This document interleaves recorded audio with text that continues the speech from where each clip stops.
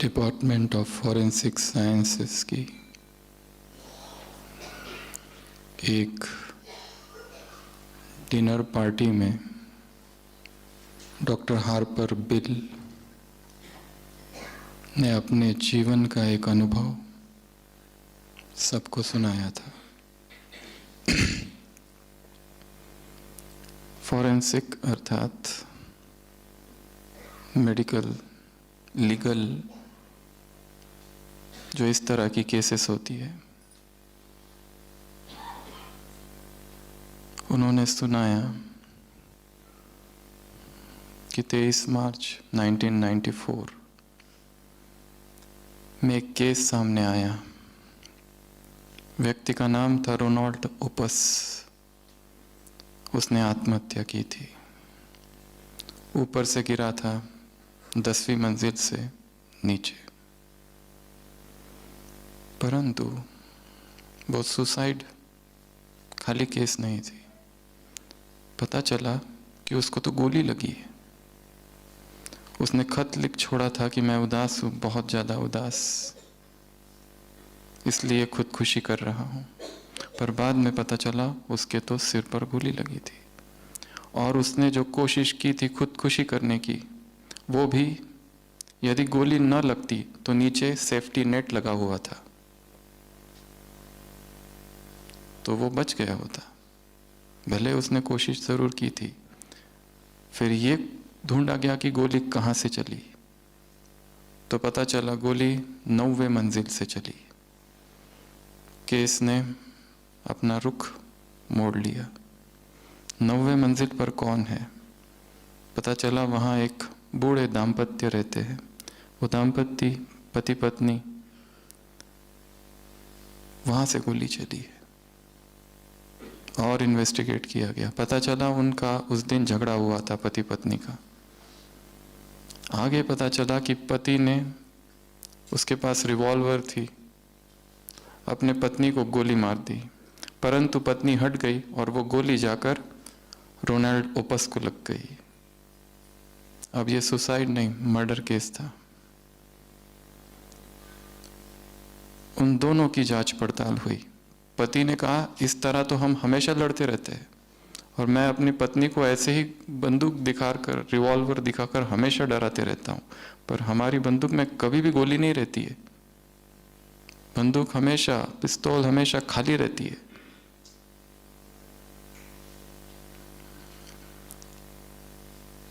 फिर पता चला उनका जो बेटा है, उसने उस दिन उस पिस्तौल में गोली डाल दी थी, क्योंकि उसे पता था माँ बाप रोज लड़ते हैं और पिताजी ऐसी बंदूक दिखाते हैं।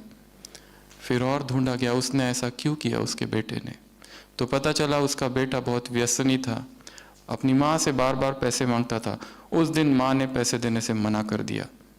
उसके मन में आया अपनी माँ को ही मैं मार दूं, पर डायरेक्ट कैसे मारूं। तो उसने जो अपने पिता है, उसके पिस्तौल में गोली उसी ने रख दी थी। तो अब दोषी कौन हुआ? बेटा। और इन्वेस्टिगेट किया। बाद में पता चला वो बेटा तो वही है, रोनाल्ड ओपस, जिसने खुदकुशी की थी। तो घूम फिर के केस वहीं पहुंच गई। उसी ने गोली रखी थी, उसी के पिता ने चलाई, और वो गोली उसी को लगी। कर्म का चक्र घूमकर वहीं पहुंच गया जहां से शुरू हुआ था। जो जो हमने किया है इस जन्म में या किसी और जन्म में, वो घूम फिर कर वापस हमारे ही पास आएगा। कर्म की गति बहुत बहुत बहुत गुह्य है, और इससे कोई भी बचा हुआ नहीं है। केस को वहीं पर फिर क्लोज कर दिया गया।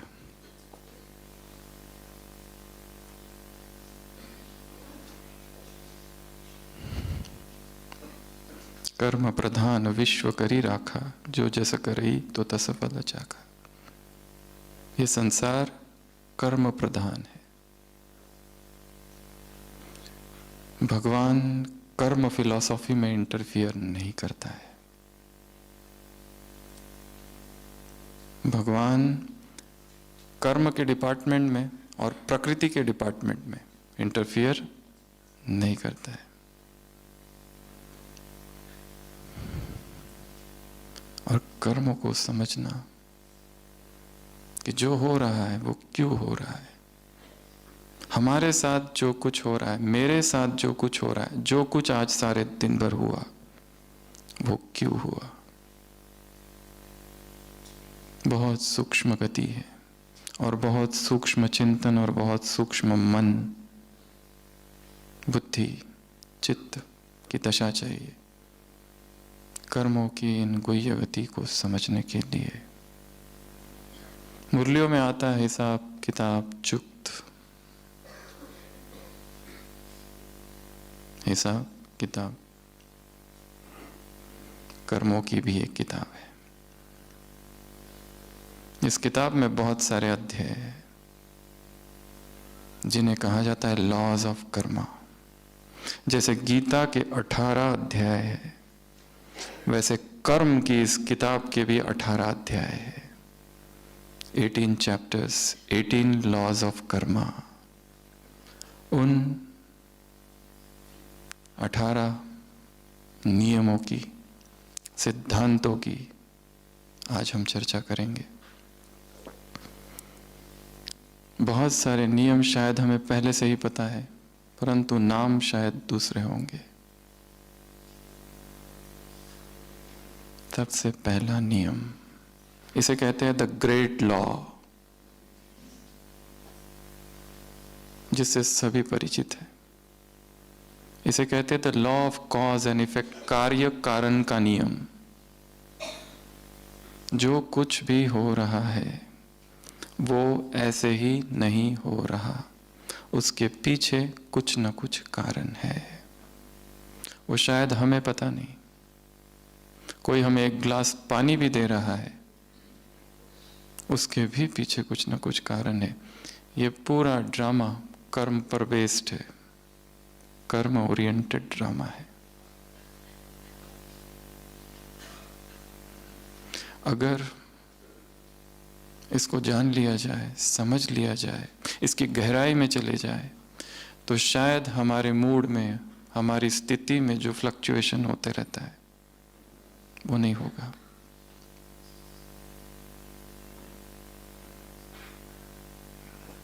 थोड़ा सा इस ड्रामा से हटकर, दूर होकर इस ड्रामा को रोज देखना है। ड्रामा की जितनी पॉइंट्स हमें याद है, 24 घंटे में एक बार इस क्लास में आपको कुछ कुछ होमवर्क देंगे, जो वहां पहुंचने के बाद जहां आप रहते हैं करना है। 24 घंटे में एक बार ड्रामा की सारी पॉइंट्स याद करनी है, मुख्यतः नुमा शाम के योग के पहले।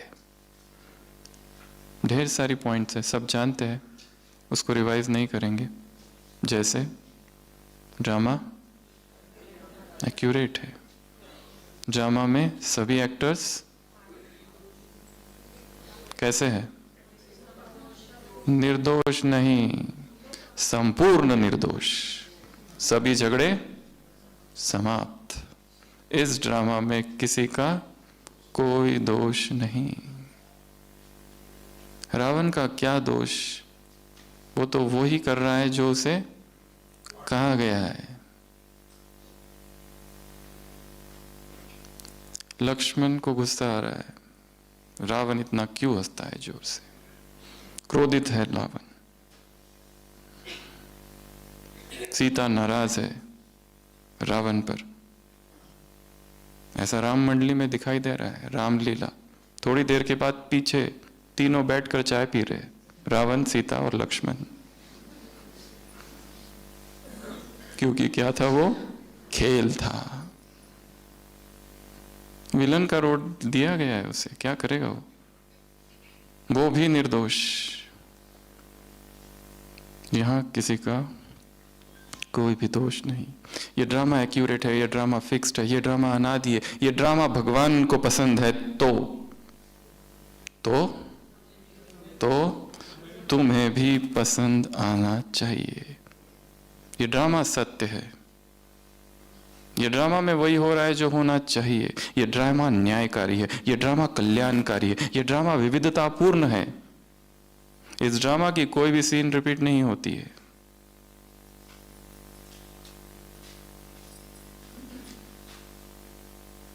कम से कम 20 पॉइंट्स है ड्रामा की। वो सारी पॉइंट्स लिखनी है, याद करनी है और रोज शाम को शाम योग से पहले एक बार सारी पॉइंट्स तेजी से घुमाना है अपने मन में। ये भट्टी थी सार्वजनिक, सभी आके यहां बैठे हैं, परंतु ये भट्टी, ये सार्वजनिक भट्टी यदि व्यक्तिगत भट्टी न बन जाए यहाँ जाने के बाद, यहाँ से जाने के बाद, तो यहाँ आना, यहाँ 3-4 दिन रहना, यहाँ तपस्या करना, वो केवल और केवल मनोरंजन होगा, बस और कुछ नहीं। ये सार्वजनिक भट्टी किस में परिवर्तित हो जाए? व्यक्तिगत भट्टी में। इसलिए रियल भट्टी तो अभी चालू होनी है। कितना समय है यहां से जाने के लिए? आज रात, कल तक, कल शाम तक, कल सुबह तक, किसी का कल सुबह, किसी का कल शाम, एक ही रात है। तो ये रात क्रांति की रात हो जाए। एक रात में बहुत कुछ हो सकता है। वो संस्कार, वो विकार, वो वीकनेस इतने लंबे समय से चल रही है, हमें तंग कर रहा है, सब कुछ कर लिया, वो एडिक्शन फिर भी नहीं जा रहा है। उस एडिक्शन पर, उस संस्कार पर, उस विकार पर 21 दिन की भट्टी हर एक व्यक्तिगत करेगा। उसका टॉपिक आज रात को, कल अमृत वेला सुबह 2 से 5 के बीच ऊपर से दिया जाएगा, यदि हम तैयार होकर बैठे तो रियल भट्टी कब चालू होगी? परसों से 21 डेज। टॉपिक, किसी को रोना बहुत आता है तो रोना प्रूफ देवी बनने का टॉपिक होगा उसका। किसी का बहुत ज्यादा सेंसिटिव नेचर है, किसी ने कुछ कहा उदास, किसी ने कुछ बोल दिया मुरझाया हुआ चेहरा, टच में नॉट, छुई मुई। किसी का क्रोध, कोई ब्रह्मचर्य से लड़ाई कर रहा है, सब कुछ कर लिया परंतु स्थिर नहीं हो पाता ब्रह्मचर्य, बार बार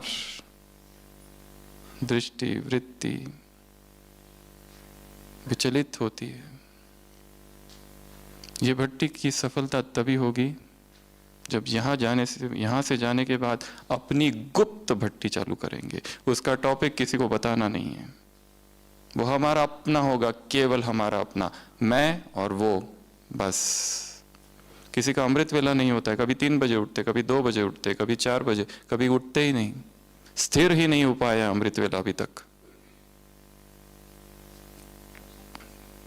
किसी की भोजन में हलचल है, किसी का स्वास्थ्य का इश्यू है, कभी बीमार पड़ते ही रहते, कुछ ना कुछ होते ही रहता है, स्थिर नहीं है शरीर। और अध्यात्म के लिए हेल्थ बहुत जरूरी है, बिना हेल्थ के स्पिरिचुअलिटी फेल है।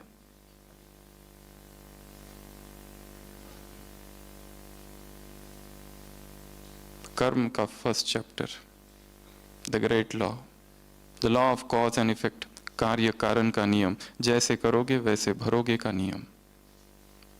As you sow shall you reap, इसे कहते हैं first law, the great law. कर्म का पहला सिद्धांत, कर्म की किताब का पहला चैप्टर। सब कुछ हमारे हाथ में है, हम डिसाइड करेंगे। ड्रामा बना बनाया नहीं है, मैं अपने ड्रामा का रचयिता हूं। 2 ड्रामा है, एक बड़ा ड्रामा, एक छोटा ड्रामा। जो बड़ा ड्रामा है वो बना बनाया है, उसमें सब कुछ फिक्स है। पर जो छोटा ड्रामा है, जो मेरे जीवन का ड्रामा है, जो सुबह सुबह चालू होता है, उसको मैं निर्धारित करूंगा। आज क्या करना है। यहाँ आए, बहुत अच्छा, बहुत सारी ज्ञान की बातें सुनी, डिस्कस की, इस भूमि में आए, पता नहीं अगली बार यहाँ आ पाएंगे कि नहीं। कोई गारंटी से कह सकता है? कोविड चालू होने से पहले क्या क्या प्लानिंग बना रखी थी लोगों ने, कहाँ गई सब? खलास। हो सकता है यही अंतिम भट्टी है, हो सकता है इसके बाद मधुबन में कभी ना आए। इसलिए कहा कि ये रात क्रांति की रात हो।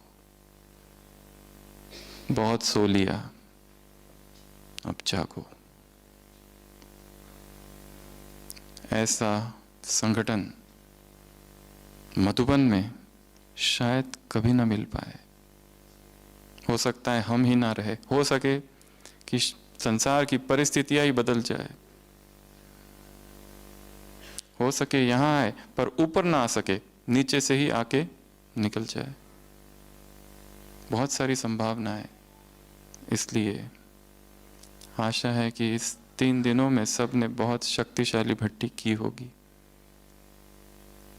अगर नहीं की तो वहां जाने के बाद करना। ये जस्ट बैकग्राउंड है उस भट्टी का, स्टेज वो है, ये तैयारी थी बस।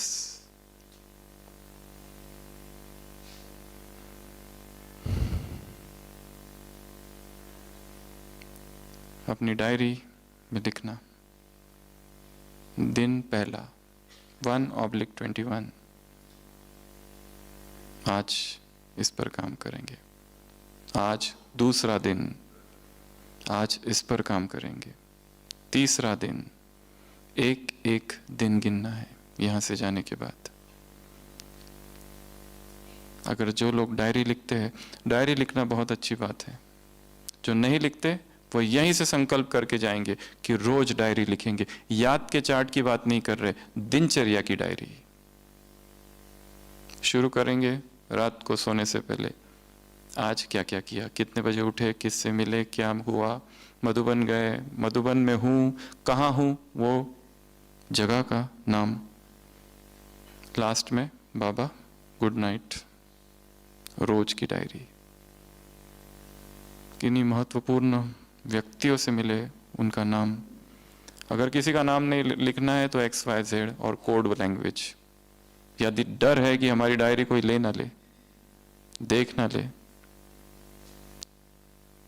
तो युक्ति से लिखना है। पर किसी को क्या इंटरेस्ट? हम सोचते हैं बहुत महत्वपूर्ण है, लोगों को हम में इंटरेस्ट है। किसी को कोई इंटरेस्ट नहीं है तुम्हारी राम कथाओं में। ये हमें ही लगता रहता है बस हम महत्वपूर्ण है।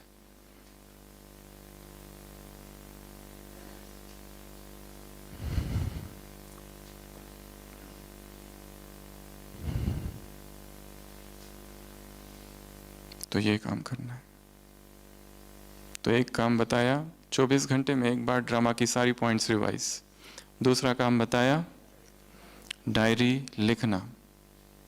यहीं से संकल्प करके जाओ कि हम रोज डायरी लिखेंगे, और 6 दिन के जो लिखा वो हर संडे को रिवाइज करेंगे। पढ़ना है उसको। मंडे को लिखा था, आज मुझे उसने ऐसा ऐसा कहा, मुझे रोना आ रहा है। संडे को जब पढ़ेंगे, ये कोई रोने की बात थी इतनी छोटी सी? जो अपने आप पर हंस सके, उसके जीवन में धर्म की शुरुआत हो गई है।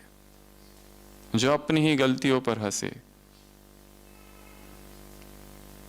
इसलिए डायरी का महत्व है, क्योंकि हमें याद नहीं रहता, हमारे इमोशनल चार्ट का हमें पता ही नहीं। इमोशंस बदलते जाते हैं प्रति पल। मधुबन में है तो यहाँ की दिनचर्या लिखो। इतने बजे उठे, फिर ये क्लास में ये पॉइंट थी, फिर यहाँ गए, फिर वहाँ गए। अभी स्थिति बहुत अच्छी है, बहुत पावरफुल स्थिति है, पॉजिटिव सब कुछ लिख रहे। यहाँ से जाने के बाद कुछ निगेटिव होता है, वो निगेटिव भी लिखो, क्योंकि ये भी मैं हूँ और वो भी मैं ही हूँ। ये मेरे ही व्यक्तित्व के सारे हिस्से हैं। मैंने ही इतने रूप धारण किए हैं, मेरे ही साथ ये सब कुछ हो रहा है।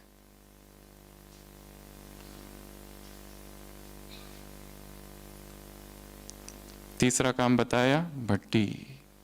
अपनी व्यक्तिगत भट्टी। टॉपिक कल सुबह 2 से 5 के बीच में भगवान देगा, केवल झोली खोल के बैठ जाना, वो देगा। किस पर करनी है? रोने पर, काम विकार सता रहा है, संबंधों में कड़वाहट है, द्वंद्व चल रहा है, जेलसी है, इंफीरियरिटी है, हीन भावना है, अपराध भाव है, मेरे से पाप हो गया, मेरे से पाप हो गया, मेरे से पाप हो गया, छूट ही नहीं रहे उससे, इतना गहरा चला गया है। पश्चाताप ही पश्चाताप। बाबा ने किसी मुरली में कहा है, पश्चाताप करने में भी टाइम वेस्ट नहीं करो, जो हो गया वो हो गया, बीती बातें हैं, पास्ट हर्ट, ट्रॉमा, किसी ने इतना दुख दिया, इतना दर्द दिया, इतनी पीड़ा कि उसको भूले नहीं भूल पा रहे, वो सता रहा है। किसी का स्वजन, पति पत्नी बच्चे शरीर छोड़ दिया, उसको भूल नहीं पा रहे, सारा पता है, आत्मा परमात्मा अमरता सब कुछ दूसरों को सुनाने के लिए, पर स्वयं अंदर से दुखी है, आंसुओं को दबा के रखा है और आंसुओं के ढेर पर खुशियों के भवन खड़े किए हैं। क्यों? ये ब्राह्मण परिवार क्या कहेगा? अंदर दुख इतना है, आंसू है, अज्ञात आंसू, क्यों है पता नहीं, पर है, उस पर भट्टी करनी है। किसी संस्कार पर, कोई कमजोरी पर, कोई विकार पर, किसी एडिक्शन पर, कोई कमी पर, और ये हमारी अत्यंत व्यक्तिगत होगी। अगर नियम टूट भी जाता है, फिर से चालू करो। सोचा ऐसा नहीं करेंगे और फिर भी हो जाता है, फिर से चालू करो। डी एडिक्शन की भट्टी, social media, social detox, media detox की भट्टी, दिन रात लगे हुए हैं इंटरनेट पर, टाइम भी टाइम वेस्ट, सीरियल देख रहे, मूवीज देख रहे, ट्रेलर्स देख रहे, क्रिकेट मैच देख रहे, स्पोर्ट्स में बिजी है, चैनल्स में बिजी है, पोस्टिंग में बिजी है, ये पोस्ट वो पोस्ट, ये कुछ भी एडिक्शन ना बन जाए। बंधन है, कोई व्यक्ति से ही लगा हो गया है, वो भी ज्ञानी, हम भी ज्ञानी, ज्ञानी ज्ञानियों में लगाओ, उस पर काम करना है। तो ये 3 बातें हुई 24 घंटे में, ड्रामा की सारी पॉइंट्स रिवाइज। वो पॉइंट्स कौन कौन सी है, पहले तो वो अलग से लिखो या बैठकर चर्चा करो, और क्या क्या हो सकता है, बहुत सारी पॉइंट्स है, डायरी और भट्टी। दूसरा नियम, कर्म के सिद्धांत का, कर्म की फिलॉसफी का, कर्म की किताब का दूसरा अध्याय, लॉ ऑफ क्रिएशन। जब तक हम जो चाहते हैं वो क्रिएट नहीं करेंगे, तब तक वो होगा नहीं। बिना पुरुषार्थ के, बिना परिश्रम के कुछ नहीं हो सकता। केवल हम स्वप्न देखते रहे, स्वप्न के जीवन में जीते रहे, तो वो काम नहीं होगा। लक्ष्य है महान तपस्वी बनना है, महान योगी बनना है, महान चिंतक बनना है, तो चिंतन की धारा भी उतनी गहरी होनी चाहिए। और चिंतन करने का, मनन करने का समय सुबह का है, अमृत वेला। कम से कम 4 घंटा बैठकर योग करने का संकल्प करना है। ये चौथा होमवर्क, बहुत बड़ा काम है, सारी दिनचर्या को ऊपर नीचे करना पड़ेगा, तो ही होगा ये काम। ऐसे बैठो जैसे आपको कहा गया ओम शांति भवन में सामने संदली पर बैठ के सबको योग कराना है। कोई सोता है उस समय? अगर आपको कह दिया जाए, कितनी अलर्टनेस होती है। यहां बैठकर योग करो, जागरण की अवस्था। क्यों? क्यों? इज्जत का सवाल है योगी स्टेटस का सवाल है। हम भी कोई कम योगी थोड़ी है, हम भी एकदम तपस्वी है, बिल्कुल उंगली भी नहीं हिलाएंगे। और पीछे बैठे हैं तो सब चलता है पीछे, यहाँ नहीं चलता। सोचो, अव्यक्त महावाक्य है बाबा के, सोचो हरदम तुम विश्व की स्टेज में हो, सारी दुनिया तुम्हें देख रही है, हर समय देख रही है। व्यक्ति का वास्तविक चरित्र तब है जो अपने कमरे में बंद है, जब उसे कोई भी नहीं दिख रहा। तब क्या करते हो? तब मोबाइल से क्या करते हो? किससे बात करते हो? क्या देखते हो? ये वास्तविक, वो चरित्र वास्तविक नहीं है जो सबके सामने है, जो सब लोग जिसे देख रहे हैं, वो झूठा है। कोई 8 बजे तक सोकर 9 बजे आकर अमृत वेला पर इतना धुआंधार शक्तिशाली क्लास करा सकता है कि तालियों की गड़गड़ाहट। क्योंकि क्लास कराना, भाषण देना ये कला है, उसका धारणा से कोई संबंध नहीं है। इसीलिए क्या कर रहे हो? इसकी क्लास, उसकी क्लास, इसकी क्लास, उसकी क्लास, इसकी क्लास, यहाँ क्लास, वहां क्लास। शिव बाबा किधर है?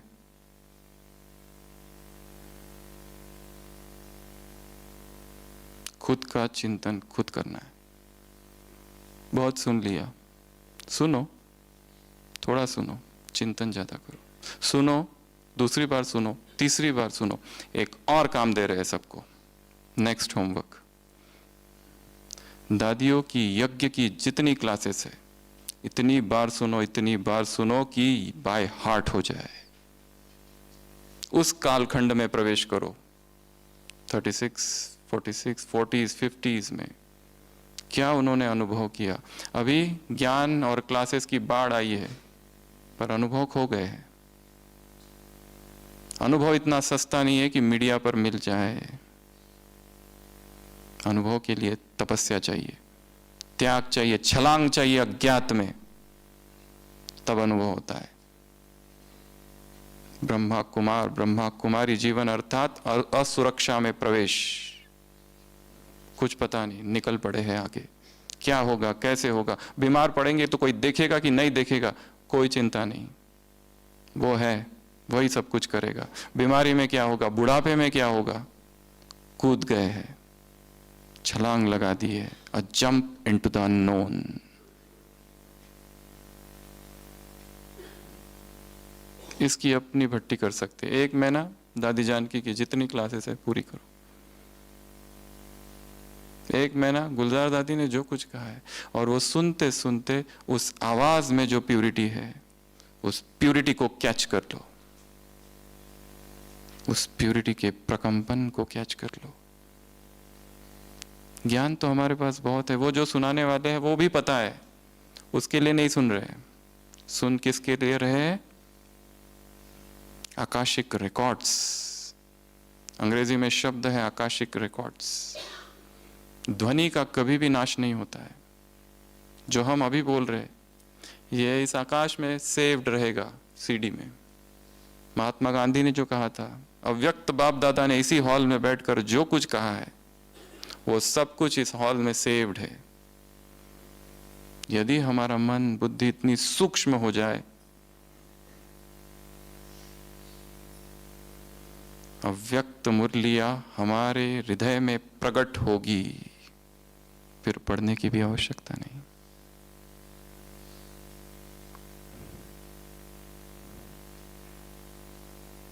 दूसरा नियम कर्म का, लॉ ऑफ क्रिएशन कहता है कि जब तक तुम क्रिएट नहीं करोगे, अपने आप चीजें नहीं होगी। चाहते हो महान तपस्वी बनना है तो महानता धारण करनी पड़ेगी, त्याग करना पड़ेगा वो सब चीजों का जो अभी पकड़ के है। क्यों अमृत वेला स्थिर नहीं हो पा रहा? अमृत वेले पर भट्टी करो 21 दिन। अमृत वेले की किताब है यज्ञ में, अगला होमवर्क। जिसके पास वो किताब नहीं है, वो जाने से पहले कर खरीद के जाए, और उस किताब को इतनी बार पढ़ो, इतनी बार पढ़ो, दिन रात एक ही किताब अमृत वेले की, तब तक जब तक अमृत वेला सहज, स्वाभाविक, नेचुरल ना हो जाए। किसी अलार्म की आवश्यकता नहीं, उधर 2 बजे और इधर आंख खुले। संगम युग में 2 बजे के बाद सोना आलस कहा जाएगा, क्योंकि दिन में कहाँ योग, इतनी सेवाएं, इतना विस्तार, इतने गोरख धंधे, संसार, व्यापार, सब कुछ, परंतु फिर दिनचर्या को वैसा टर्न करना पड़ेगा। और जल्दी उठने की विधि है जल्दी सोना। व्यापार, विस्तार, बिजनेस, मीटिंग्स, प्रायोरिटी किसको देना है? ब्राह्मण शायद ये भूल गए हैं कि सेवा इज द फोर्थ सब्जेक्ट, उसको फर्स्ट सब्जेक्ट बना के रख दिया है। इसके लिए सेवाएं कर रहे हैं परंतु हिल रहे हैं अंदर से। प्रायोरिटी किसको देनी है? नॉट टू सेवा, योग, ज्ञान, ये प्रायोरिटी है। जिन जिन लोगों ने इन दोनों को छोड़ दिया, एक भाई थे, बहुत सेवा, दिन रात सेवा सेवा सेवा सेवा सेवा, बाबा बाबा बाबा, सेवा सेवा सेवा, पर ज्ञान के लिए समय नहीं, चिंतन के लिए समय नहीं, अमृत वेले का कोई ठिकाना नहीं। मुरली सुनी तो सुनी ठीक, नहीं सुनी तो ठीक। बीमार पड़ गए, बुजुर्ग हो गए, सेवाधारी मिल नहीं रहा है। था एक, छोड़कर चला गया, अस्पताल में थे, इतने दुखी, इतने उदास, सोचने लगे अगर मैंने शादी कर ली होती आज बीबी और बच्चे होते मुझे देखने के लिए। ये संकल्प चालू होने लगे और इन्हीं संकल्प के साथ एक दिन शरीर छोड़ दिया। महान आत्मा थी, साधारण आत्मा की बात नहीं कर रहे। 30-40 साल जिसने अपने जीवन के यज्ञ में दे दिए, उस आत्मा की बात कर रहे।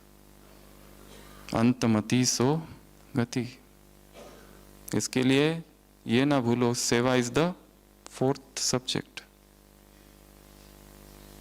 ज्ञान को छोड़कर और योग को छोड़कर और त्याग, तपस्या और सेवा को छोड़कर, वैराग को छोड़कर जो सेवाएं हो रही है, उन सेवाओं में द्वंद्व होगा, हलचल होगी, वैराग समाप्त होगा, आपस में टकराव होगा, सर्विस नहीं डिससर्विस होगी।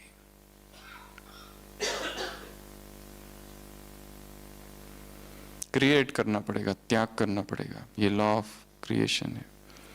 कर्म का तीसरा नियम, लॉ ऑफ ह्यूमिलिटी, अर्थात स्वीकार करो, जो कुछ हो रहा है उसे स्वीकार करो। ब्रह्मचर्य खंडित हो रहा है, 50 साल का जीवन जिसमें प्यूरिटी रही पर अब खंडित हो रहा है, अब इसको भी स्वीकार करो। स्वयं के हर रूप को स्वीकार करो, पहला। दूसरों को स्वीकार करो जिनके साथ हम हैं, उनके स्वभाव को भिन्न। बाबा ने कहा 1-1 की काठी है, हर एक व्यक्ति वैसा नहीं हो सकता जैसा मैं चाहता हूं, हर व्यक्ति वैसा नहीं हो सकता है, मेरे अनुसार नहीं चल सकता है। वो, उसका अपना स्वभाव है, उसके अपने तरीके हैं, उसकी अपनी संस्कृति है जहां से वो आया है, उसकी अपनी हैबिट्स है, एडिक्शंस है, टेस्ट है। हो सकता है वो ज्ञान में इतना अच्छा नहीं है पर योग में बहुत अच्छा है। हो सकता है वो वक्ता नहीं है परंतु धारणाएं तुमसे बहुत आगे है। हो सकता है ना ज्ञानी है ना योगी है पर स्थूल सेवा में उसका कोई सानी नहीं। हर आत्मा, हर ब्राह्मण आत्मा अलग है, केवल यूनिक नहीं है, मास्टरपीस है, उत्कृष्ट कलाकृति। जैसा वो है वैसा और कोई भी नहीं। भगवान ने चुना है उसको, पूरे गांव में कोई भी नहीं था, उसको अकेले को चुनकर इस यज्ञ में लाया है, तो वो साधारण कैसे हो सकता है? असाधारण है। ज्ञान में आने से पहले हम भक्ति में गाया करते थे, बाबा भगवान मुझ निर्गुण हारे में कोई गुण नहीं। और ज्ञान में आने के बाद इन निर्गुण हारों में बाबा, ये जो परिवार है ना तुम्हारा, इनमें कोई गुण नहीं है। और एक दूसरा, बाबा हमने तुमको पुकारा था द्वापर से, ये कहां से आ गए बीच में? साथ साथ ये भी आएंगे, ये तो इनको तो पुकारा ही नहीं था हमने। कहा था कभी किसी ने, प्रभु तेरा परिवार साथ में आ जाए? ये परिवार, बाबा आप बहुत अच्छे हो पर ये परिवार थोड़ा खतरनाक है। ब्राह्मण आत्माओं के लिए ब्राह्मण परिवार एग्जामिनेशन हॉल है, इसको अपनी डायरी में लिख के रखो। ब्राह्मण आत्मा के लिए ब्राह्मण परिवार ही एग्जामिनेशन हॉल है और एक एक ब्राह्मण आत्मा पेपर है। जिसको हमने कोर्स कराया, जिसको हमने सेंटर पर योग सिखाया, जो रोज सेंटर पर आता है, जिसको हमने मुरलियाँ सुनाई, जिसका हाथ पकड़कर मधुबन में लेके आए, 4 धाम दिखाए, बाबा से मिलाया, सब कुछ किया, आज वही हमारा दुश्मन बना बैठा है। वही पेपर बन गया। ये कन्या अभी अभी आई,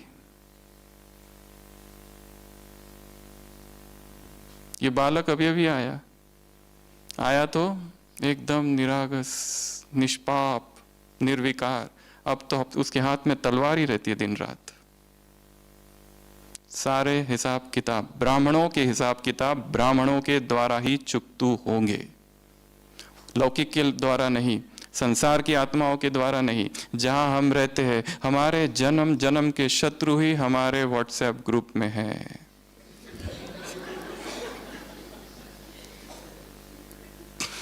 जन्म जन्म के शत्रु ही हमारे बॉस, हमारे साथी, हमारे जूनियर, हमारे students.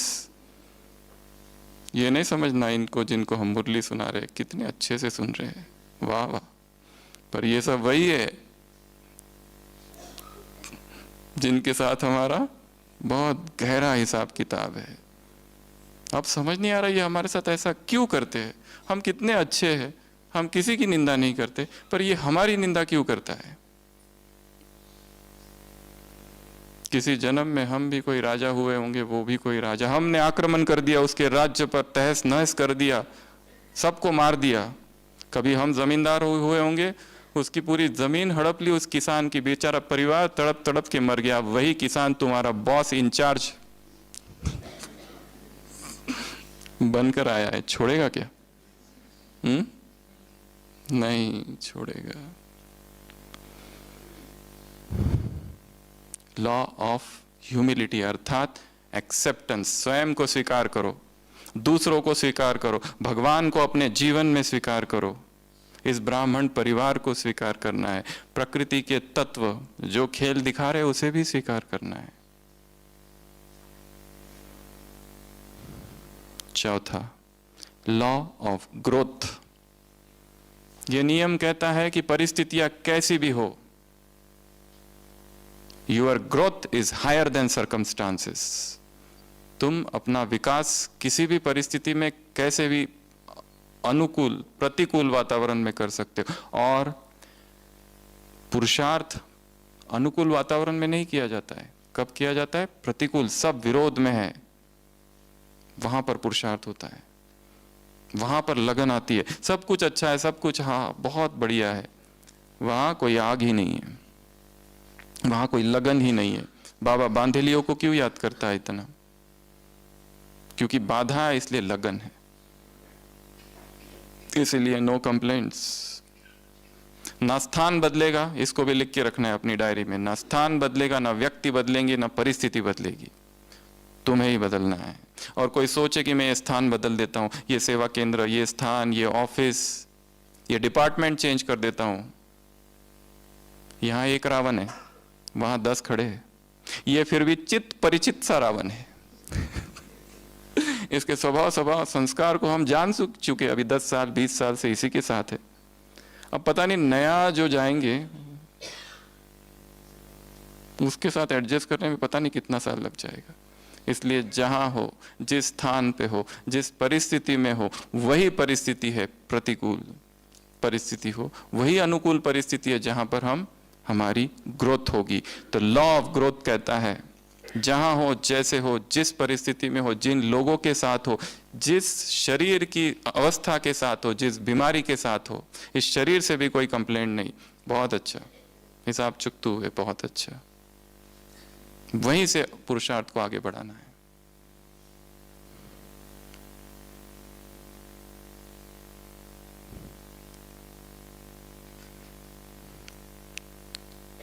Law number 5, law of responsibility, जिम्मेदारी का नियम। जो कुछ हो रहा है उसका जिम्मेदार मैं हूं, जो कुछ भी हो रहा है। रिलेशनशिप में कहा जाता है एक नियम अपना लो तो बहुत अच्छा है। जो भी संबंध है, कौन सा नियम? I am wrong. कौन सा नियम? मैं ही गलत हूं। झगड़े खत्म। 2010 की अव्यक्त वाणी डबल फॉरेनर से मुलाकात, अव्यक्त बाप दादा। माया के दो रूप, पहला मैं राइट हूं, दूसरा व्यर्थ संकल्प। माया का रूप क्या है? मैं राइट हूं। पहले स्वीकार करो ये कि मैं राइट हूं, फिर बात करेंगे। ये माया है।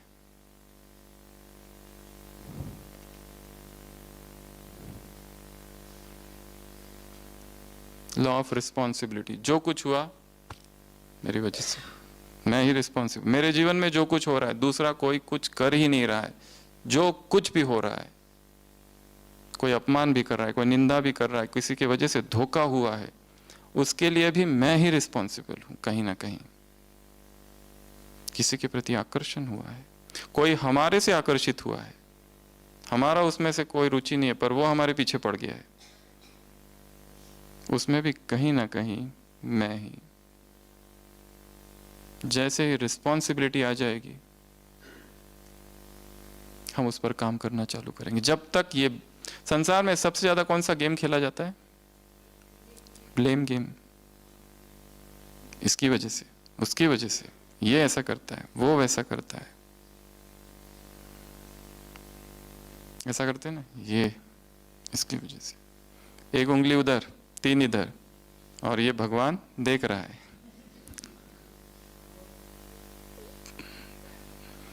Stop the blame game. बचपन में हमारे माँ बाप ने हमको ये सिखाया नहीं, अब तक बोलते ही रहते। हमको ट्रेनिंग ही अच्छी नहीं मिली, नहीं मिली तो अब लो। सब कुछ स्टार्ट नाउ। भूल जाओ इसमें उम्र कितनी है, कितने वर्ष हुए, सब भूल कर नए से सब कुछ चालू करना है। I begin now. अब तक नहीं किया पुरुषार्थ, अब चालू करो। अब तक नहीं किया मुरलियों का चिंतन, टोटल अव्यक्त मुरलियां है 1068, 1068, 69 से लेके 2070, जब तक अव्यक्त बाप दादा। कितने हैं यहाँ पर जिन्होंने सारी अव्यक्त मुरलियां पढ़ ली है? एक भी नहीं छूटी। हमने मुरलियां पढ़ी नहीं, और हमारे जीवन में परिस्थितियां आती है, हम बाबा को कहते हैं बाबा ये आउट ऑफ सिलेबस है। ऐसा कैसे हो गया? ऐसा भी होता है क्या? बाबा कहेगा गो एंड रेफर अव्यक्त मुरली 1976 पेज नंबर दिस में मैंने ये पहले ही कहा है। तुमने पढ़ा नहीं, तुमने एडमिशन लेट ली है। स्कूल चालू हो गई जनवरी में, तुम आ रहे हो मार्च में, एग्जाम तो सबकी दिसंबर में ही है। तो जो लेट एडमिशन वाले हैं उनको पहले पुराना सारा कोर्स करना पड़ेगा, पढ़ना पड़ेगा। अगला होमवर्क, रोज एक अव्यक्त मुरली का अध्ययन। अपनी एक नई सीरीज चालू करो, 70, 76, 78, 79, कोई भी एक सीरीज ले लो, कोई भी एक ईयर ले लो। जो जिसका बर्थडे है ना, वो वाला ईयर से चालू कर दो।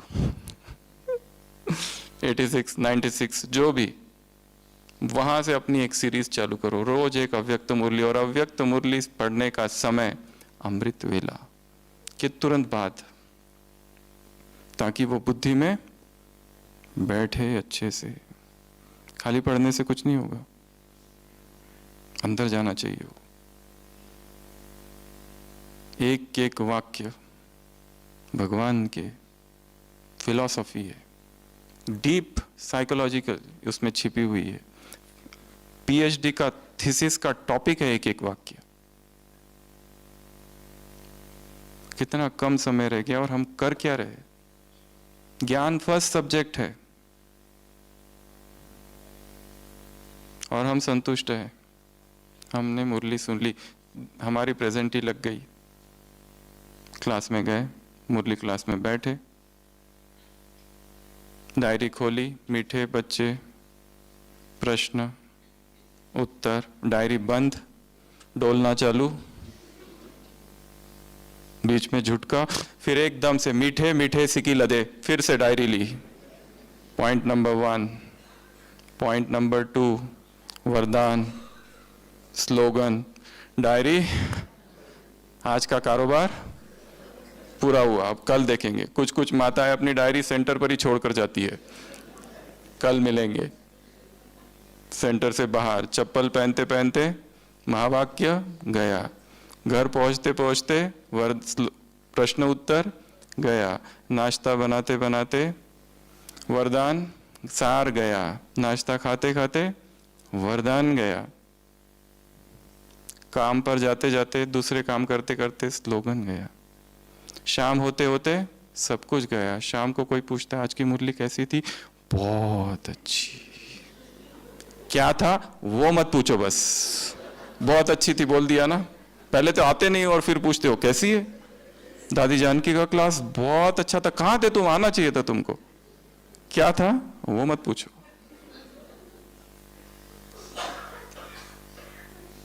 यह है हमारा ज्ञान, ना उसका कोई चिंतन हो रहा है। नेक्स्ट होमवर्क, मुरली से पॉइंट्स लिखना बंद करना है, टॉपिक्स लिखो बस, और सारे दिन भर उन टॉपिक्स पर फिर चिंतन करना है।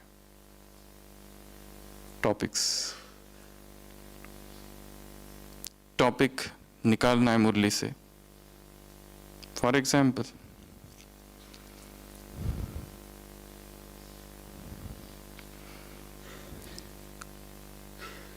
आज सुबह का वरदान, मन बुद्धि को जहां चाहो वहां लगा सको।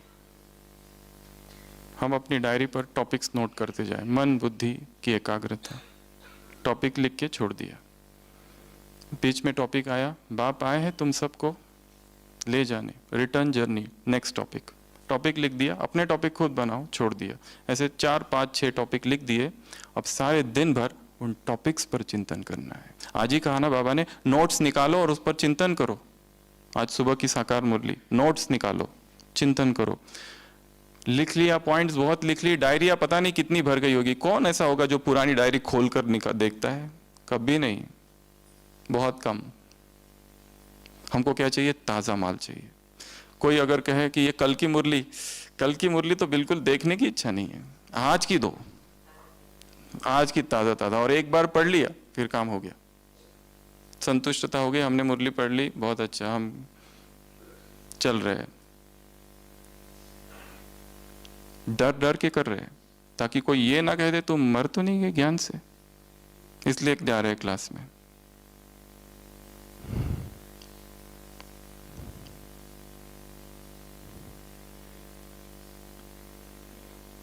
टॉपिक्स रोज की मुरली से निकालने और फिर सारे दिन भर उन पर चिंतन करना है। मुरली सुनते सुनते ही बस टॉपिक लिख दो, छोड़ दो, टॉपिक लिखो, छोड़ दो। छोटे छोटे टॉपिक, प्योरिटी, प्रतिज्ञा, प्रण, सच्ची दिल की निशानी, बस टॉपिक लिख दिया, छोड़ दिया। शुभ भावना, टॉपिक लिख दिया, छोड़ दिया। शुभ कामना, टॉपिक लिखा, छोड़ दिया। अब उस पर सारे दिन भर काम करना है। फिर काम महाशत्रु है। क्यों शत्रु है? आदि मध्य अंत दुख देता है। कौन सा आदि, कौन सा मध्य, कौन सा अंत? किस आदि मध्य अंत की बाबा बात कर रहे? द्वापर की बात कर रहे या क्रिया की बात कर रहे? क्या ये है? क्या ये दुनिया कांटों का जंगल है? क्यों? चिंतन, चिंतन, चिंतन, चिंतन। केवल मुरली पढ़ने से कुछ नहीं होगा, मुरलियां लिखने से कुछ नहीं होगा। क्या करना है? उन पर चिंतन।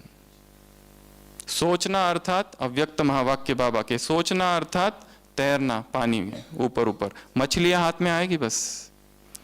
डूबना अर्थात मनन करना, चिंतन, तब जाके हीरे मोती रत्न हाथ में आएंगे, नहीं तो नहीं।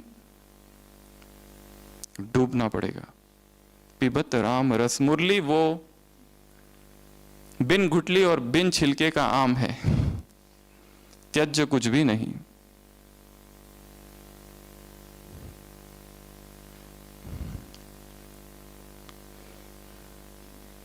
Next 6 law of connection. इस संसार में जो कुछ हो रहा है सब घटनाएं आपस में जुड़ी हुई है। हम जो कमरे में अकेले में कर रहे हैं और फिर पब्लिक के सामने आके कर रहे, वो जो अकेले में किया हुआ कर्म है वो संसार के सामने आए हुए कर्म के साथ जुड़ा हुआ है। बहुत सूक्ष्म से। जो यहाँ किया वही कर्म यहाँ की स्थिति को प्रभावित कर रहा है। जो भाषण दे रहे वो भाषण, जो लेक्चर दे रहे, जो ज्ञान सुना रहे, उसको भी वो सूक्ष्म किया हुआ कर्म प्रभावित कर रहा है। लॉ ऑफ कनेक्शन अर्थात अतीत, भविष्य, वर्तमान जुड़े हुए हैं। लॉ ऑफ कनेक्शन अर्थात हर आत्मा एक दूसरे से जुड़ी हुई है, सब जोड़ है। ये कनेक्शन देख लेना। हम जब भी किसी से मिलते हैं, किसी आत्मा से खाली नहीं मिल रहे। We are meeting with a set of संस्कार्स। एक सेट है, उससे हम मिल रहे हैं। दो व्यक्तियों का मिलन, दो संस्कारों का मिलन है।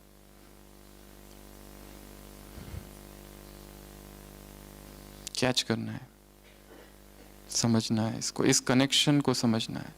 सब जुड़े हुए हैं। Law of connection.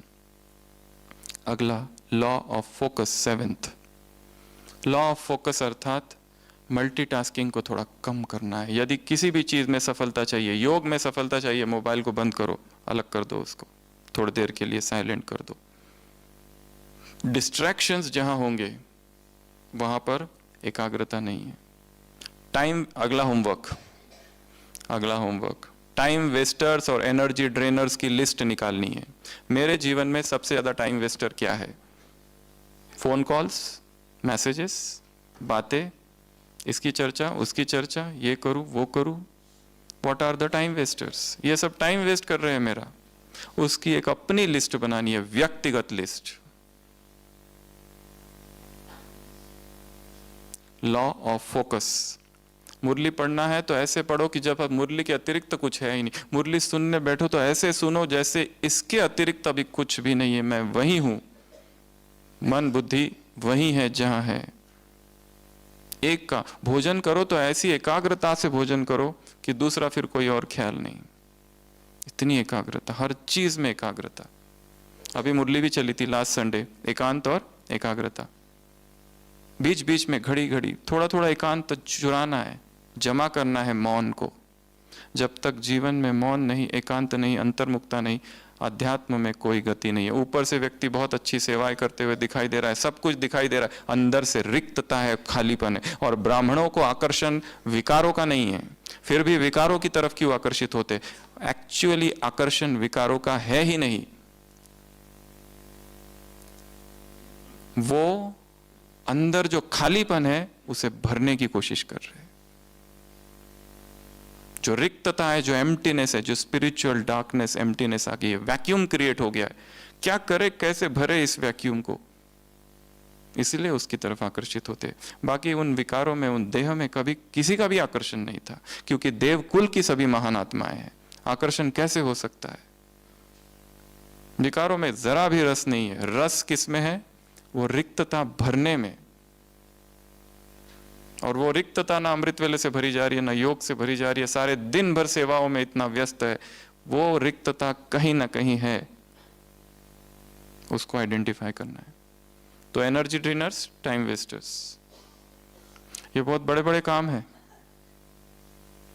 जीवन भर के काम है। अगला नियम, लॉ ऑफ गिविंग। आठवां नियम, देना। अपने घर में देखो कौन कौन सी ऐसी वस्तु है जो एक्स्ट्रा है। किचन में चक्कर लगाओ, अमृत वेला, देखो कितनी सारी चीजें जमा करके डब्बे डुब्बे में भर भर के रखी है। छोड़ दो, दान दे दो। जूते देखो कितने हैं, कपड़े देखो कितने हैं, साड़ियां देखो कितनी है, कितनी व्यर्थ की सारी, इतनी स्थूल चीजें इतनी इतनी जमा कर रखी है। जाने दो, और आ जाएगी, अपने आप आ जाएगी। होर्डिंग नेचर, जिन्हें स्थूल चीजें एकत्र और संग्रह करने का स्वभाव है, उनके अंदर लोभ वृत्ति प्रकट होती है, अपरिग्रह। दादी जान की हॉस्पिटल में आए थे, बर्थडे सेलिब्रेशन था, कभी इतनी सारी गिफ्ट सब ने दिए, ये दिया वो दिया वो दिया ये दिया, दादी दादी दादी। दादी ज्ञान सरोवर गए, हम दादी से मिलने गए थे, देखा दादी सब बांट रही है वहां पर।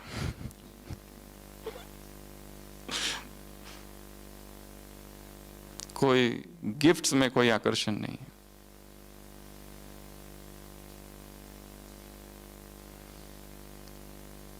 कितना जमा करके रखा है। गिविंग, देने में बहुत सुख है। ये तो स्थूल बातें हो गई, सूक्ष्म तो बहुत कुछ है देने जैसा, वो सभी जानते हैं क्या क्या है। अगला, law of change, 9th law of change. जो कुछ अभी चल रहा है, जो कुछ अभी हो रहा है, सब बदल जाएगा। हमें लगता है हम बहुत अच्छे हैं, सब कुछ ठीक चल रहा है, पर ये परिस्थितियां बदल जाएगी। सब कुछ अनित्य है, अनित्य है, अनित्य है, अनित्य है, अनित्य है। कुछ भी लंबा नहीं चलने वाला। आज हिसाब किताब चल रहा है, जैसे जीवन और मरण की यात्रा है, वैसे हिसाब किताब का भी A to Z है। वो भी एक यात्रा, एक दिन खत्म होगी। ये बीमारी चल रही है शरीर की, ये भी समाप्त हो जाएगी। शायद हम ही कारण है इसको रोक के रखे हुए हैं। लॉ ऑफ चेंज, चेंज होगा। एक संसार में एक ही नियम, एक ही चीज स्थिर है, और वो है चेंज। सब बदल रहा है, सब। इस हॉल में आप सुबह जो बैठे थे, छोड़ो, इस क्लास की शुरुआत में ये जो हॉल था और अब जो हॉल है, ये बदल चुका है। प्रतिपल सब कुछ बदल रहा है। यहाँ के वाइब्रेशंस बदल गए। ये लग रहा है कि ये माइक वही है, ये वो माइक वही नहीं है, बदल गया। ये शरीर भी बदल रहा है, सब कुछ बदल रहा है, सब कुछ प्रतिपल बदल रहा है। उस बदलाव को देखना है, उसके अनित्य स्वभाव को देखना है और उससे वैराग लाना है। नहीं तो हमारा आकर्षण हो जाता है, जहां हम रहते हैं उससे आकर्षण हो जाता है, मोह हो जाता है। एक व्यक्ति था, उसके पास कुत्ता था, बहुत प्रेम था उसे कुत्ते से। उसे विदेश जाना था कुछ सालों के लिए, उसने अपने पड़ोसी को कुत्ता दे दिया, तुम संभालो। उस पड़ोसी ने उस कुत्ते की बहुत अच्छी देखभाल की, बहुत अच्छे से संभाला। ये व्यक्ति वापस आया, मेरा कुत्ता, ये लो तुम्हारा कुत्ता, दे दिया, संभाला बस। कोई आकर्षण ही नहीं, कोई मोह ही नहीं उसमें। ये भी नहीं जैसे हॉस्पिटल में कोई नर्स होती है, पीडियाट्रिक वार्ड में, बच्चों के अस्पताल में नर्स काम करती है, 50 बच्चे हैं वहां, सबकी देखभाल करती है, परंतु उसे पता है ये मेरे नहीं है। पर इसका मतलब ये नहीं है कि वो देखभाल नहीं करती, सबका केयर करती है, सब कुछ करती है, पर उसे पता है इनमें से मेरा उधर है घर पे अनासक्त। वैसे ही ये संसार, ये लोग, ये परिस्थिति, ये सारे मित्र संबंधी, सब कुछ ऐसा नहीं इनसे भाग जाना है, प्रेम करना है, पर ऊपर ऊपर से करना, थोड़ा ऐसे हाथ भिरा देना ऊपर ऊपर से। सच्चा प्रेम ऊपर, एक बाप से। क्योंकि देहधारियों के प्रेम का कोई भरोसा नहीं है। इस संसार में शिव बाबा के अतिरिक्त हमारा कोई भी सगा नहीं है, सब सौतेले।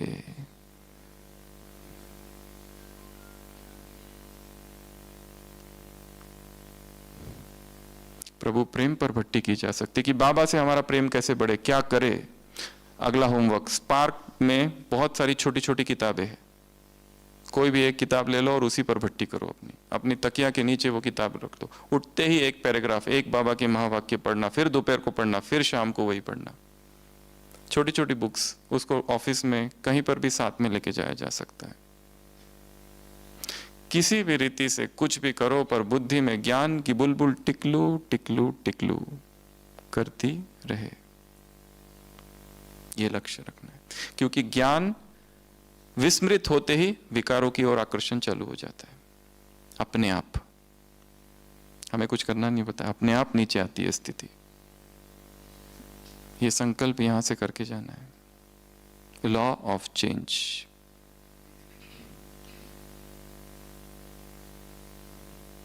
अगला, law of here and now. अभी वर्तमान में जीना है। अगर हम यहां पर बैठते हैं तो हमारा आधा मन किधर जाता है, अतीत में या तो भविष्य में। बस वर्तमान छोड़कर सब जगह भटकता है। योग में बैठते हैं, थोड़ा बहुत एकाग्र होता है, फिर इधर जाता है, फिर इधर जाता है। ऐसी कुछ चीजें करनी है जिससे माइंड प्रेजेंट में रहे। और एक चीज जो सभी को करनी है, वो स्वास्थ्य की दृष्टि से भी बहुत अच्छी है, वो है एक्सरसाइज। क्योंकि एक्सरसाइज करते समय, वर्कआउट करते समय, योगासन, योगा, थाई ची, शिगोंग, रनिंग, वॉकिंग, जॉगिंग, ये सब करते समय हम प्रेजेंट में होते हैं। शरीर में दर्द हो रहा है, उस तनाव के साथ, उस स्ट्रेच के साथ रुक जाओ, बस इस स्ट्रेच के साथ रुक गए, वो मीठा मीठा दर्द हो रहा है, उसमें बुद्धि ना तो अतीत में है ना तो भविष्य में। इस समय ये अभ्यास स्वास्थ्य के लिए, परंतु इसका आध्यात्मिक वैल्यू भी है। जो लोग एक्सरसाइज नहीं करते, वो बीमारियां तो होगी, वो दूसरी बात है, पर एक hormone, happiness hormones, oxytocin, dopamine release होते हैं ब्रेन से, और वो करते ही एक अजीब सी ऊर्जा रहती है सारे दिन भर। हमारा एक एक जॉइंट एक एक चक्र है, 7 चक्र कहते हैं, परंतु एक एक जॉइंट एक एक चक्र है। And body loves to move, energy loves to move. इस हाथ की एक्सरसाइज करो, एनर्जी वहां दौड़ेगी। इस जॉइंट की एक्सरसाइज करो, एनर्जी यहां दौड़ेगी, और ऊर्जा का प्रवाह होगा। ऊर्जा अबाध, निर्बाध शरीर में दौड़ती रहेगी। और शरीर में जब ऊर्जा होगी, अपने आप, जैसे आत्मा जो कुछ करती है शरीर को प्रभावित करता है, अगर मन कुछ, शरीर कुछ करे तो आत्मा को भी प्रभावित करेगा। इसके लिए वर्तमान में जीना, इस पल में जीना, अर्थात डेली या नेक्स्ट होमवर्क, कितना मिनट एक्सरसाइज करेंगे? हमारे पास टाइम नहीं है, हमारी सेवा ज़्यादा है, हमारे पास जगह नहीं है, बारिश ज़्यादा हो रही थी, हम वॉकिंग नहीं कर सकते, हम ये नहीं कर सकते, हमारे घुटनों में दर्द है। कितने बहाने हैं, ढेर सारे। No excuses. Exercise is a spiritual drill. एक योग होता है जिसे कहते हैं भाव योग, सुना है कभी? भाव योगा। जैसे योगासन करते हैं पर उसके साथ में एक भाव जोड़ देते, जैसे ताड़ासन कर रहे, हाथ ऊपर है, मैं आसमान को छू रहा हूं, संकल्प।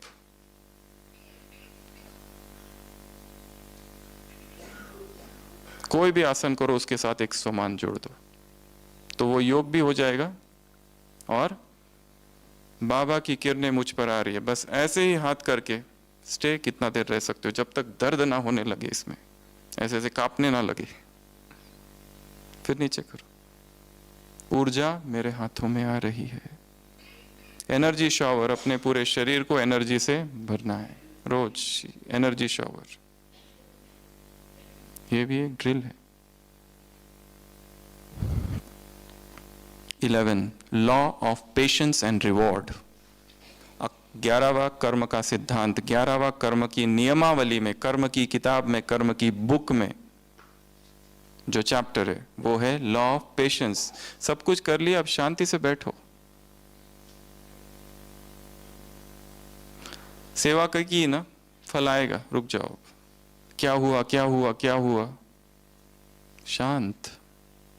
हमने जो भी सेवाएं की है, जो भी अच्छे कर्म किए शिव बाबा, ऊपर सब कुछ जमा हो गया है। ये संसार के लोग रिकॉग्नाइज करें न करें, इससे कोई लेना देना नहीं है। एक्नॉलेज करें न करें, क्यों हमें दिखावा करना है? जितना जो गुप्त है उतना शक्तिशाली है। झाड़ की जड़ें गुप्त रहती है, अगर जड़ों को संकल्प आ गया, हम बाहर आ जाए, बाहर आते ही लकड़हारा आके काट कर लेके चला जाएगा। अंदर ही रहो, बहुत अच्छा है। Stay hidden, stay incognito. अपने पुरुषार्थ को गुप्त कर दो। मम्मा क्या पुरुषार्थ करती थी अंदर से, शायद किसी को भी आखिरी तक पता नहीं चला होगा। गुप्त पुरुषार्थ है, कोई दिखावा नहीं है उसमें, कोई आडंबर नहीं है, कोई ढोंग नहीं है।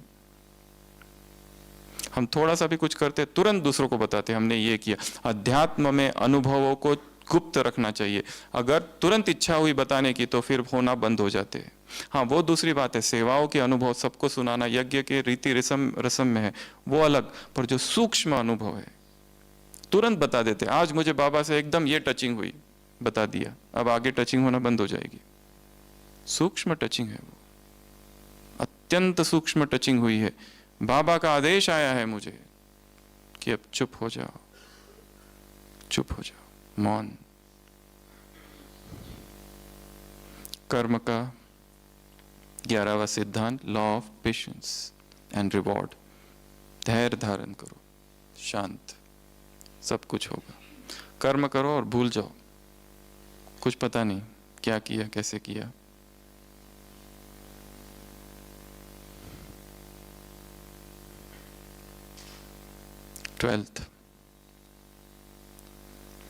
ट्वेल्थ समझने में थोड़ा सा कठिन है। ये नियम कहता है कि तुम जो भी कर रहे हो छोटा छोटा, वो जो होल है, WHOLE, वो जो इंटीग्रेटेड है, वो जो समग्र है, उसके साथ वो जोड़ा जा रहा है। छोटी छोटी चीज़ें जो हम कर रहे हैं, उसका कंट्रीब्यूशन उस बड़े में अटैच हो रहा है। इसके लिए जैसे वो गिलहरी होती है, उसने भी क्या किया, राम के सेतु में सहयोग दिया। बाजू के हमारे ही शहर में कोई प्रोग्राम हो रहा है, किसी और सेंटर का है, हमें यहाँ ही बैठकर उसे सकाश देनी है। और एक काम, रोज अमृत वेला ये 3 धामों का चक्कर लगाना है, पांडव भवन, ज्ञान सरोवर, शांतिवन। और क्या करना है, ऊपर से फरिश्ता रूप में आके नीचे जो भट्टियां चल रही है, उन भट्टी में आए हुए सभी ब्राह्मणात्माओं को प्रभु प्रेम की किरणें देना है, शक्तियों की किरणें देना है, पवित्रता की किरणें देना है। यहाँ से जाने के बाद ज्ञान सरोवर में भी भट्टियां चालू है, शांतिवन में भी चालू है और यहाँ भी चालू है। इनके प्रति भी सूक्ष्म कंट्रीब्यूशन करना है। जैसे उस भट्टी में मैं हूं और मैं ऊपर भी हूं, सकाश उन सबको।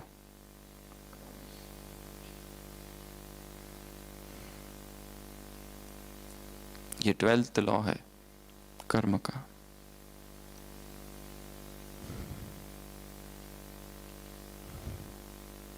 इसे कहते हैं लॉ ऑफ इंस्पिरेशन।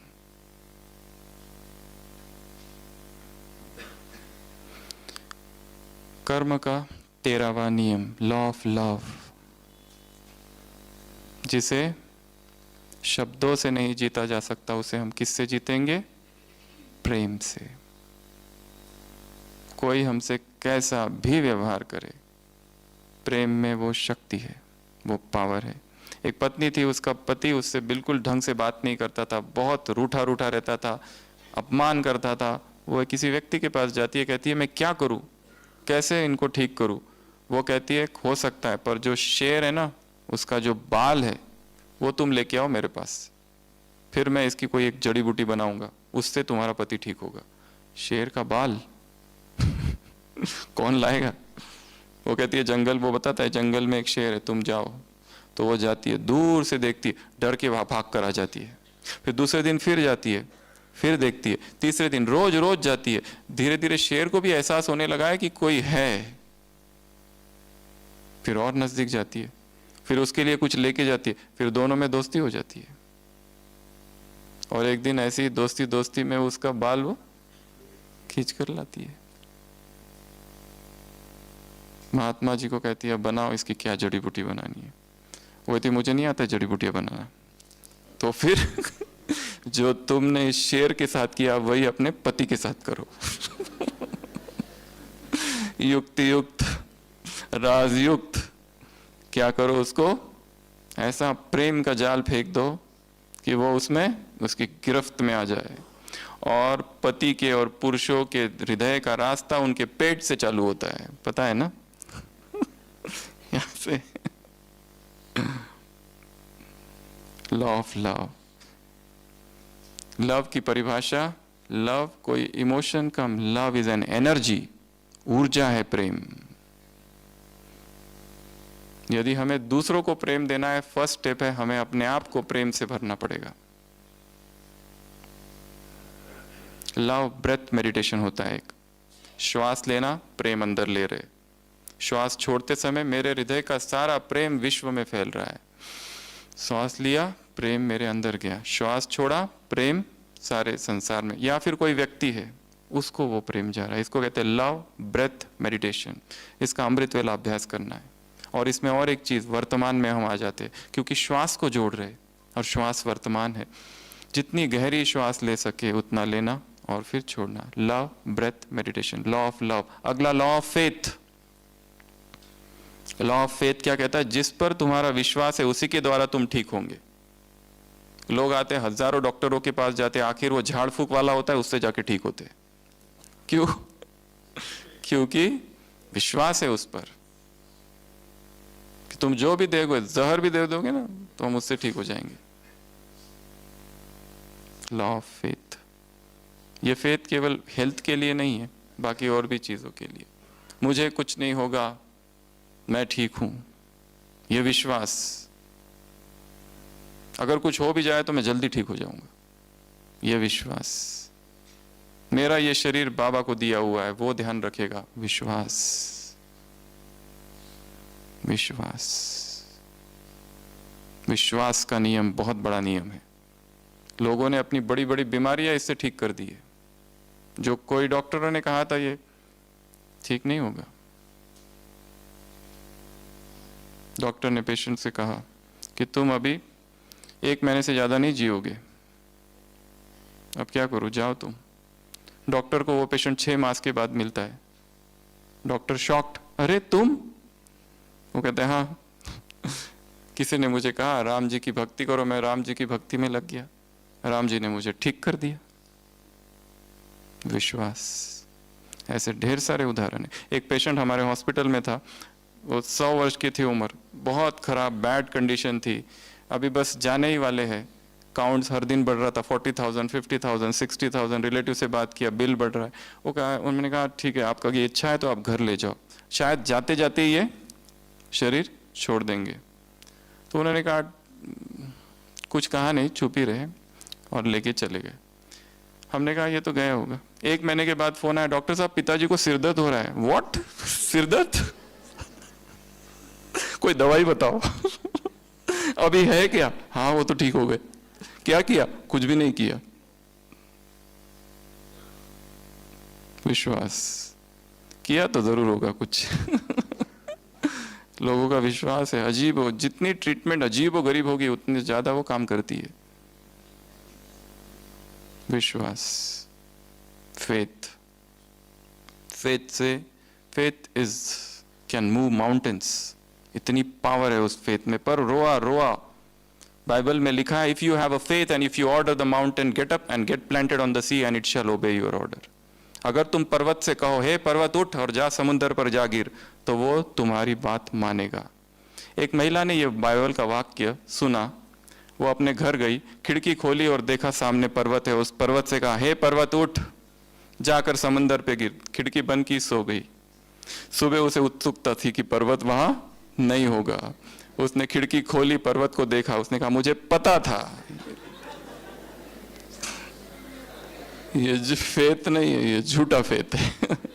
फेथ अर्थात इतना फेथ, इतना फेथ, इतना फेथ। इसलिए बाबा ने कहा निश्चय बुद्धि केवल 8 है बस। Law of faith. अगला लॉ ऑफ वाइब्रेशंस। ये सारा संसार ऊर्जा का समंदर है, वाइब्स है सारे। हम जो सोचते हैं, संकल्प, कल्पना, जो कल्पनाएं करते मन में, स्मृति, जो मन में स्मृति और भावना, ये 4 भी सूक्ष्म कर्म है। इनके भी अपने प्रकंपन है। हमने किसी के बारे में निगेटिव सोचा तो ये नहीं सोचना उस तक वो नहीं पहुंचा, वो पहुंच गया है, मैसेज डिलीवर्ड। जो कुछ हम सोच रहे वो पहुंच रहा है, सब जगह पहुंच रहा है, पूरे हॉल में पहुंच रहा है। एक चोर आता है, चोरी कर कर जाता है, पुलिस वालों के पास कुत्ता होता है, क्या करता है, कुत्ता जाकर उस चोर को पकड़ लाता है। एक चोर जो निकृष्ट कर्म कर रहा है वो भी अपने वाइब्रेशन छोड़ के जाता है। तो हम जो महान आत्मा है, हम किस तरह के वाइब्रेशन छोड़ेंगे? अगर हम संकल्प श्रेष्ठ करेंगे तो। लास्ट 3 नियम, ये तीनों ही लास्ट नियम प्रकृति के नियम है। Nature of, law of nature 1, law of nature 2, law of nature 3, 18वां। सबसे पहला नियम नेचर का, प्रकृति का नियम, वो है, हमारे पास 3 नियम है। एक सरकार के नियम जो हम सबसे ज्यादा फॉलो करते हैं, क्योंकि नहीं किया तो दंड, सीधा जेल। दूसरे ईश्वरीय नियम, जिसको हम सुनते रहते हैं, इसलिए फॉलो करते हैं, ये करो वो करो, काम महाशत्रु, ऐसा वैसा, इधर का नहीं खाओ उधर का नहीं, ये सब। तीसरा प्रकृति के नियम, और प्रकृति के नियमों को जो तोड़ेगा वो भी दंड का भागी होगा। तो 16वां प्रकृति का पहला नियम है, प्रकृति ने जो जिस स्थिति में दिया है उसको उसी रूप में स्वीकार करना।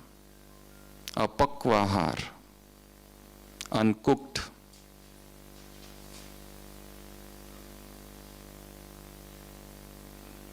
जैसे ही कोई चीज को आग में डाला वो सत्व तत्व सब नष्ट हो जाता है। इसलिए चाहे कोई भी हो, ऊपर से नीचे तक, जिसने भी प्रकृति का नेचर्स फर्स्ट लॉ, जिसने भी इस रूल को तोड़ा वो दंड का भागी होगा, और दंड होगा शरीर की बीमारियां। प्रकृति का आदेश है, जो चीज हाथ में रखकर अपने आप से पूछो, ये चीज क्या मैं वैसे ही खा सकता हूं जैसे वो है? ये बहुत बड़ा टॉपिक है, इसको जस्ट एक टच करके यहां छोड़ रहे हैं। परंतु ये नियम का जिसने भी ऊपर से लेकर नीचे तक, जिन्होंने भी इस नियम को तोड़ा, प्रकृति का ये अकाट्य नियम है कि उसे हमारे लिए जो बना हुआ है वही फल मेवे, हम तो क्या फलों के बगीचे के मालिक थे और कहाँ खेती के गुलाम बन गए, कहाँ अनाज। ये हमारा आहार ही नहीं है। हमारा आहार ये तो पक्षियों का है। हमारा आहार क्या है? जितना शुद्ध आहार की तलाश, सात्विक आहार, शुद्धतम की तलाश में आगे आगे, केवल इसके हाथ का नहीं खाते और उसके हाथ का नहीं खाते, इसके हाथ का नहीं खाते, इसका नहीं खाते, बाहर का नहीं खाते, पर यहां ही तो संसार खड़ा करके रख दिया है इतना बड़ा। वो शोक वाटिका, अशोक वाटिका और ब्राह्मणों की छोक वाटिका, वो विषय सागर वैतरणी, यहाँ तेल वैतरणी नदी, हर चीज को तल तल के, जला भून भून कर, मार मार कर, गला कर खाना, ये हमारा नियम नहीं है। ये प्रकृति का नियम है। जो भी इसको तोड़ेगा उसको दंड मिलेगा, खाली देर से मिलता है, किसी को तुरंत भी मिलेगा। ये शरीर की रचना किस लिए हुई है, किस तरह से हुई है, इसको समझना है। और जैसे ही प्राकृतिक पर आएंगे, अपने आप अशरीरीपन आसान होगा, अपने आप शरीर में हल्कापन होगा, शरीर की सारी चर्बी, सारे रोग, सारी दवाइयां जो ले रहे हैं कटोरा कटोरा भर के, वो सब खत्म होगी। प्रकृति का 17वां नियम। दूसरा, एनिमल एंड एनिमल प्रोडक्ट्स, जो हमारा आहार नहीं है, वो जितना हम डालेंगे कहीं ना कहीं बीमारी आएगी। उसमें मिल्क और मिल्क प्रोडक्ट आता है। लास्ट 18वां चैप्टर,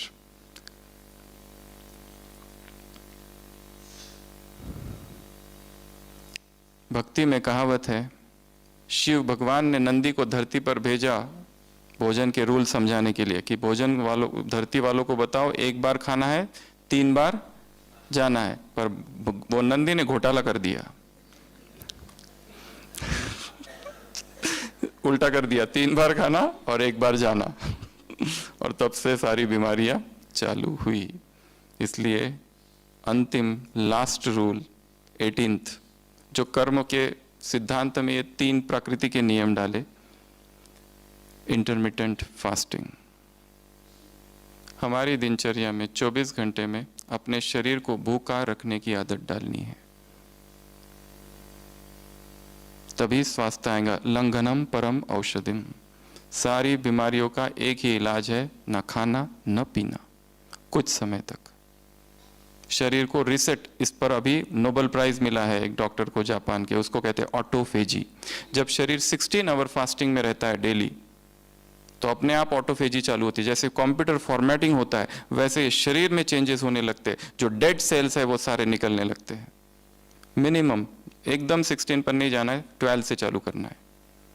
12 पर ग्रिप आ गई तो 14 पर, 14 पर ग्रिप आ गई फिर 16 पे रुक जाना है। Every day 16 hour dry fast जितना हो सके, नहीं कर सकते तो लिक्विड्स, जूसेस।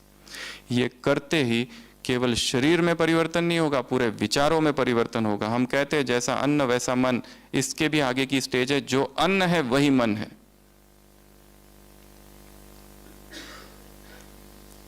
इसके लिए जितने सत्व तत्व उसमें होगा, प्राणिक ऊर्जा उसमें होगी, वही प्राणिक ऊर्जा हमारे शरीर में दौड़ने लगेगी और सारे रोग नष्ट होंगे, सारी बीमारियां हट जाएगी, सारी दवाइयां हट जाएगी। और एक स्वास्थ्य क्या है, पूरे ब्राह्मण परिवार में ऐसे गिने चुने ही होंगे कि जिन्हें स्वास्थ्य क्या है, जिनका उन्होंने अनुभव किया है। स्वास्थ्य अर्थात मैं दवाई नहीं लेता, मैं अच्छा सब कुछ हूं, इसको स्वास्थ्य नहीं कहते। अचानक एक दिन हार्ट अटैक, अचानक एक दिन कुछ हो जाता है। क्यों? हमने तो कभी बीड़ी सिगरेट नहीं, फिर ये कैंसर कहां से आ गया? अनाज। धीरे धीरे अनाज को कम कम करते जाना है। ज़्यादा से ज़्यादा फ्रूट, वेजिटेबल, सैलड्स, ज़्यादा से ज़्यादा स्मूदी, ज़्यादा से ज़्यादा जो प्राकृतिक है वो जैसे ही शरीर में जाएगा, अपने आप मन में कुछ होने लगेगा, क्रिएटिविटी बढ़ जाएगी, हल्कापन आएगा। जो ऊर्जा इधर नीचे जा रही थी पचाने के लिए, वो अब ऊपर उठेगी। ब्राह्मणों की या संसार के मनुष्यों की अधिकतम ऊर्जा खाने में, पचाने में और फेंकने में जा रही है उसको। ये बच जाएगी और माइंड पावरफुल होने लगेगा, अशरीरीपन सहज होने लगेगा, योग शक्तिशाली होने लगेगा, चिंतन की क्वालिटी बढ़ जाएगी, वाणी में पावर आएगी एक अद्भुत सी। तो ऐसे कितने रूल्स हो गए? 18th rules, 18 chapters. उसमें 3 भोजन से संबंधित थे और बाकी जो थे सारे वो जीवन से संबंधित थे। और बहुत सारे होमवर्क भी दिए। ये last homework 12 hour daily fasting. रात को 8 बजे भोजन कर लिया, अभी सीधा अगले दिन 8 बजे इसको करो। फिर ये ग्रिप आ गई 14, ग्रिप आ गई 16 पे रुक जाओ। और जैसे ये करोगे अपने आप नींद की अवधि कम कम होती जाएगी। फिर किसी को बोलने की जरूरत नहीं, किसी अलार्म लगाने की जरूरत नहीं, अपने आप आँख खुलेगी। और जितना हो सके रात्रि का भोजन सूर्यास्त से पहले अगर हो जाए तो बहुत अच्छा। हमारे शरीर की बायोलॉजिकल क्लॉक सूरज के साथ जुड़ी हुई है। सूरज उधर डूब गया, मुख बंद। इसमें बहुत कुछ हो जाएगा, बहुत कुछ। ये प्रयोग करके देखने, ठीक लगे तो करो, नहीं लगे तो रिजेक्ट। जरूरी नहीं है कि करना ही है।